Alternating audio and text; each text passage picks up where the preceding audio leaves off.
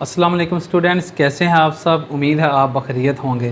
तो स्टूडेंट्स, आज हम क्लास 9th के लेवल पर चैप्टर नंबर 1 यानी मैट्रिसेस एंड डिटर्मिनेंट्स, उर्दू में कालब और कालबों का मक्ता, इसकी एक्सरसाइज नंबर 1.6, ठीक है, इसको हमने स्टार्ट किया हुआ था। इसका पहला क्वेश्चन जिसमें 8 पार्ट थे, हमने द मैट्रिक्स इन्वर्जन मेथड उसके तरीके से हमने इनको सॉल्व करना सीखा था। आज हम दूसरा तरीका यानी दूसरा मेथड द क्रैमर्स रूल, ठीक है, इसके ज़रिए इन 8 पार्ट को डिस्कस करेंगे। तो आइए हम शुरू करते हैं। तो इसमें मैंने तीसरा पार्ट लिया है, ठीक है। टोटल 8 पार्ट हैं।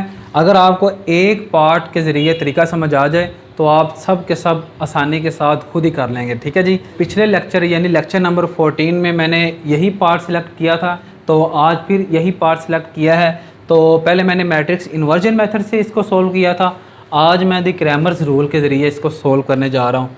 तरीका कोई भी हो, आंसर एक ही निकलेगा। तो आइए हम शुरू करते हैं इसको, तीसरे पार्ट को। तो सबसे पहले आपने लिखना है लेट, उर्दू में फ़र्ज़ किया के, ठीक है जी। हमने इनके जो है ना मैट्रिसेस बनाने हैं, ठीक हो गया। तो एक आपने फार्मूला याद रखना है 12, 32, 13, ठीक है जी। ये जो 1 है, 2 है, 3 है, ये क्या चीज़ें हैं। 1 आपने x के जो अददी सर हैं यानी कोफिशेंट्स हैं, ठीक है, इस कॉलम इस तरतीब को आपने 1 का नाम देना है, ठीक है।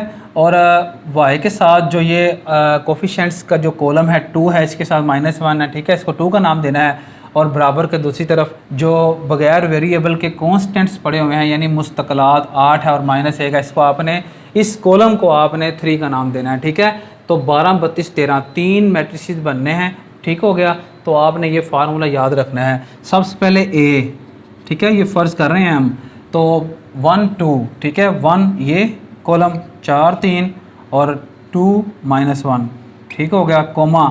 फिर आपने AX, ठीक है, ये फाइंड करना है मैट्रिक्स x, छोटा सा नीचे आपने सबस्क्रिप्ट के तौर पर लिखना है, ठीक है। ऊपर यहाँ कोई नंबर, लेटर या कोई भी शय हो, ठीक है, सिंबल वगैरह, वो यहाँ पर लिखें, वो सुपरस्क्रिप्ट कहलाता है। और यहाँ पर लिखें, ठीक है, नंबर, लेटर या कोई सिंबल वगैरह, उसको सबस्क्रिप्ट कहते हैं, ठीक हो गया।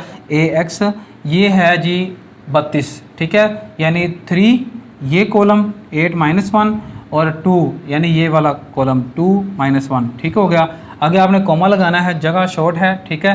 मैं AY नीचे करने जा रहा हूँ, AY फाइंड करना है, ठीक है। यहाँ पर अब सबस्क्रिप्ट Y आ गया है। ये तीसरा मैट्रिक्स है, इसमें आपने 13 ये आपने जो कॉलम है वो सिलेक्ट करने हैं। 13 1 ये है, ठीक है, 4, 3 और 3 ये यानी तीसरा कॉलम 8 -1, ठीक है जी। 12, 32, 13 के ज़रिए आपने ये 3 मैट्रिसेस फ़र्ज़ करने हैं, ये बनाने हैं, ठीक हो गया जी। तो इसके बाद अब आपने ये लिखना है देन, ठीक है, उर्दू में तो अब हम ऊपर करते हैं। अब आपने लिखना है x, जो हमने फाइंड करना था, ठीक है। x है AX का डिटर्मिनेंट ओवर A का डिटर्मिनेंट, ठीक है जी। हम यानी ये फाइंड कर लें और ये फाइंड कर लें तो x फाइंड हो जाएगा, ठीक है।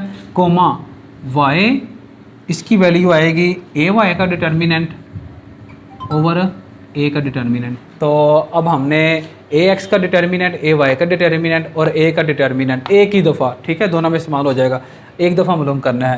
तो सबसे पहले हमने अब क्या करना है, सबसे पहले आपने डिटर्मिनेंट मालूम करना है A का, क्योंकि अगर A नॉन सिंगुलर मैट्रिक्स है यानी गैर नादिर कालब है, तो हम जो है ना X और Y की वैल्यूज़ फाइंड कर सकते हैं। सबसे पहले हम A का डिटर्मिनेंट मालूम करते हैं, ठीक है जी। A determinant is equal to A, हमने ये बनाया हुआ है मैट्रिक्स 4, 2, 3 -1, ठीक है जी। मल्टीप्लाई करते हैं इनको नंबर्स को आपस में, 4 × -1 -3 × 2, 4 × -1 -4, ठीक है। 3 × 2 6 -6, ये बाहर माइनस है तो ये -10 आ जाएगा, ठीक है जी। इसके फ़ौरन बाद अब आपने लिखना है इज़ नॉट इक्वल टू 0, क्योंकि ये 0 के बराबर नहीं आया यानी A का डिटर्मिनेंट। तो A जो है ना वो नॉन सिंगुलर है। तो अब हम आगे चल सकते हैं, ठीक है, कंटिन्यू कर सकते हैं अपने इस सवाल को। अगर यहाँ पर 0 आ जाती वैल्यू A के डिटर्मिनेंट की, ठीक है, तो आगे हम प्रोसीड नहीं कर सकते थे। ऐसा पार्ट है एक 5वां, वो यहाँ तक चलने के बाद हम नीचे स्टेटमेंट एक लिखते हैं, वो अभी मैं आपको लिख के देता हूँ, ठीक है। तो पहले हम इसको पूरा कर लें। तो इसके बाद चूँकि ये नॉन सिंगुलर है तो अब हम ए एक्स का डिटर्मिनेंट मालूम करेंगे, ठीक है, इज इक्वल टू वो ये पड़ा हुआ है, ठीक है, 8 2 -1 -1, ठीक है जी। तो 8 multiply by -1 -1 multiply by 2 -8 minus plus minus 1 2 the 2 -2 minus को फिर बाहर वाले जो अलामत है उसके साथ भी अपने मल्टीप्लाई करना है, माइनस माइनस प्लस 2 1 द 2, ठीक है जी। तो -8 + 2 यहाँ करते हैं अब -6, तो ए एक्स का जो डिटर्मिनेंट है वो है -6, ठीक हो गया।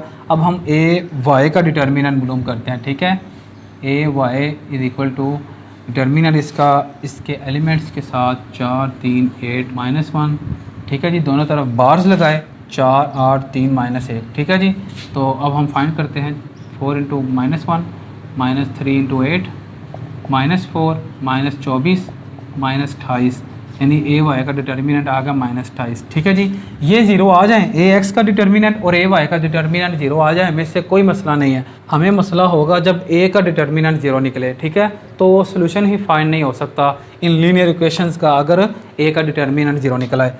तो अब हमें लिखना है 9 अब, ठीक है, इंग्लिश मीडियम वाले 9 लिखेंगे, उर्दू मीडियम वाले अब लिखेंगे। अब हमने ए एक्स और ए वाई और ए की जो डिटर्मिनेंट की वैल्यूज़ आई हैं वो हमने यहाँ पुट करनी है, ठीक है जी।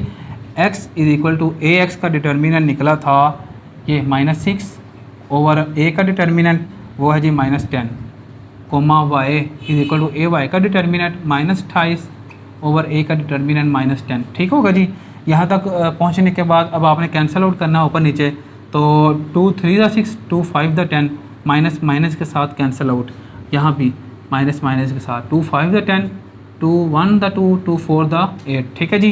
तो x बराबर आ गया 3 बड़ा 5 और y बराबर आ गया 14 बड़ा 5, तो 100, ठीक है, पास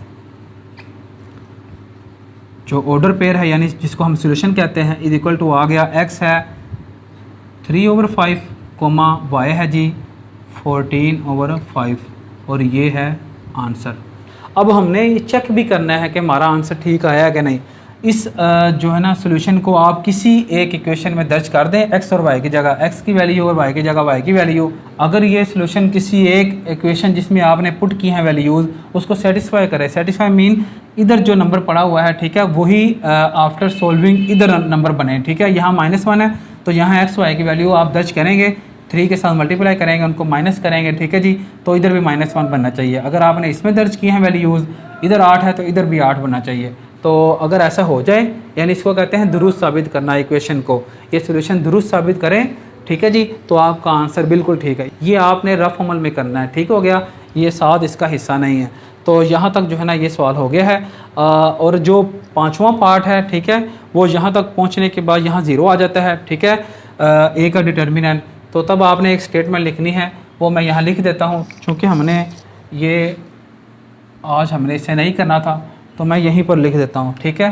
तो आप लिखेंगे 10 A is a singular matrix full stop, so the solution of given equations जो कि ये दी गई हैं, ठीक है, given equations does not exist, ठीक है जी। उर्दू में आप लिखेंगे इस तरह, पास ए एक नादिर कालब है, ठीक है, आगे फुल स्टॉप, लिहाजा दी गई मुसावातों का हल मुमकिन नहीं, ठीक है। ये 5वें पार्ट में आपने स्टेटमेंट लिखनी है नीचे, तो यहाँ तक वो ख़त्म हो जाएगा, ठीक है। इसके बाद एक स्टेटमेंट लिखने के बाद तो उम्मीद है आपको इसकी समझ आ गई होगी। इस मेथड को देखते हुए जो कि क्रैमर रूल है, ठीक है, आप बाकी के 6 पार्ट्स आप कर लेंगे, ठीक है। 5वां पार्ट ये ऐसे होएगा, एक मैंने कर दिया है, बाकी 6 पार्ट्स रह गए, उनको आप इस तरीके से देखते हुए सेम है सब, ठीक है जी, कर लेंगे। तो कभी क्रैमर रूल आ जाता है पेपर में और कभी मैट्रिक्स इन्वर्जन मेथड आ जाता है। तो अमूमन देखने में आया है कि 1.6 में से जो है ना लॉन्ग क्वेश्चन आता है 4 नंबर का, ठीक होगा जी, ए पार्ट, ठीक है, और बी पार्ट दूसरे चैप्टर में से आता है। तो अब हम नंबर्स की डिवीज़न कर लें। पेपर में नंबर किस तरह डिवाइड होते हैं, तो सबसे पहले जो आपने ये जो मैट्रिक्स बनाए हैं यहाँ तक एक नंबर होगा, ठीक है, 4 नंबर टोटल होते हैं। इसके बाद दूसरा नंबर यहाँ तक डिटर्मिनेंट ऑफ ए फाइंड करने तक, ठीक है जी। तो तीसरा ए एक्स और ए वाई के डिटर्मिनेंट फाइंड करने तक यहाँ तक एक नंबर बनेगा, ठीक है जी। और चौथा ये सोल्यूशन फाइंड करने तक, ठीक है जी। लें जी, तो ये नंबर्स की डिवीजन भी हो गई है। तो आज के लिए इतना ही काफ़ी है। नेक्स्ट वीडियो तक के लिए अपने सारे मैसेज को इजाज़त दें। शुक्रिया, अल्लाह हाफिज़।